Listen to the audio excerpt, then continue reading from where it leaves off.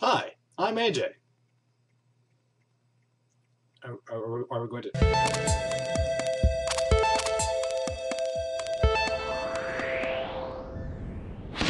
Man, sometimes I cannot work with my camera crew. Jeez. Anyway, welcome to Extraordinary Times, show where we give you stuff that we think you should have. Awesome stories, like our first one, where Mitt Romney has finally made it to the White House.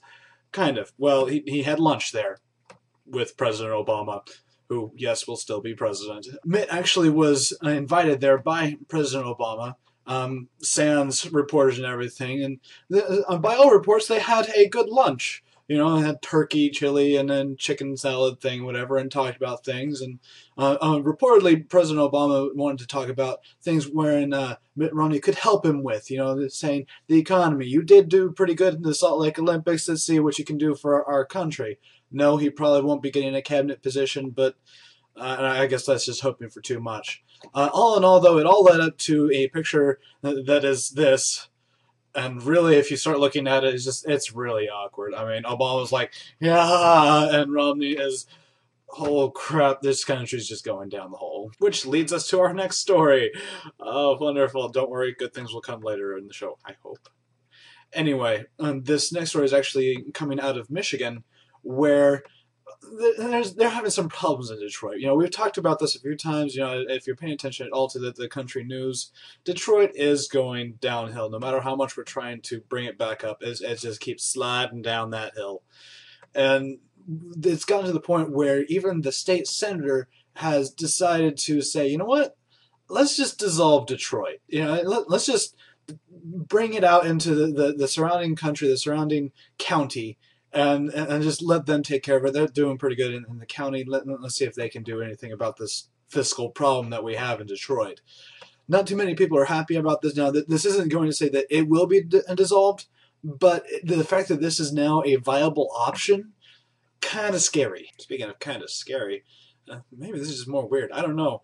A rather unique health announcement has been announced in a Serbian village recently with the name of Zaraji. I'm probably saying that wrong. I don't speak Serbian.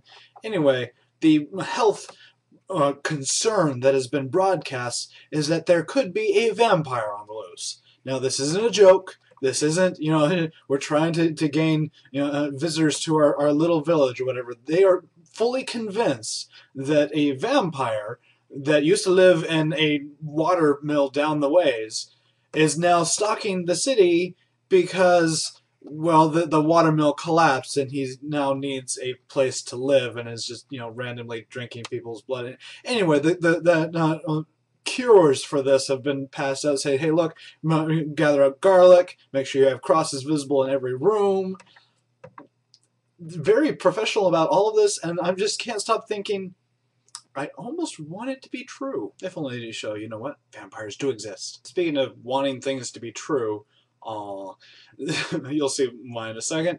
The UN has recently voted on something. They've fully decided that Palestine will be part of the UN.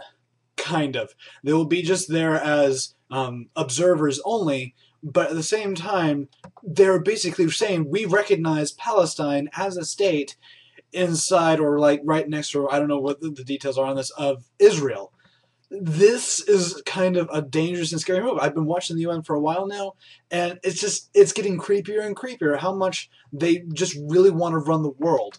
I mean, it's just, and this is a really bad idea when Israel is nowhere near coming to this kind of decision. The Middle East is nowhere near ready to accept this kind of decision, and they're already pushing this forward? No, bad. I mean, I want peace in the Middle East as much as the next guy, but I really don't think it's going to happen anytime soon. Speaking of not anytime soon, North Korea, they're going to try another missile launch. If you've watched the X-Times at all before this, you know North Korea has a really difficult time launching things more than 5 feet off the ground. And yet they're going forward with another Tao Padong 2 missile. They're going to test this, see if they can't get it, you know, 10 feet this time. I don't know. At the same time, though, this is rather serious to the point where even the Pentagon is going to be activating global missile defense systems as North Korea tests this missile. So Scary once again. I'm just seeing this pop up all over the place. Palestine, being, prematurely created. North Korea starting this missile launch. Oh, China's going to do something next. So let's jump into space, where good things happen, and that's where I go to just, calm down. Not too far off into space, though. Just actually closer to our sun, our little planet Mercury. The little tiny one close to the sun that almost nobody ever remembers unless you mention it to them. Well, for a while, there's actually been a debate about it. Whether or not Mercury, because, well, it does travel around the sun like this, one side facing the sun constantly, the other one's not facing it.